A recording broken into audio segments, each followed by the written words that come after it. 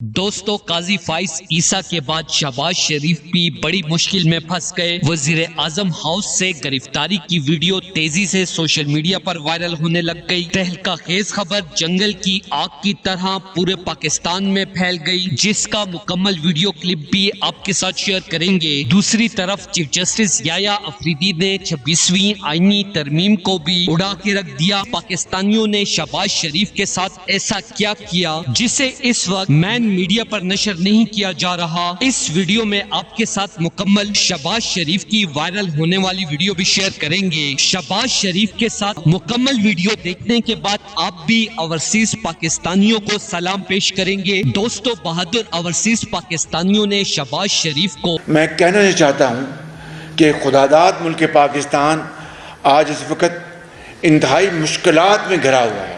तो इसी हवाले से मैं ये कहना चाहता हूँ कि पाकिस्तान के अंदर आज जो माशी सूरत हाल है वो बदकिस्मती से इंतहाई ख़राब है। जमालुद्दीन जमाली से। जमालुद्दीन जमाली, बताइएगा, रवानगी हो गई है, कितने दिन का रिमांड हुआ है?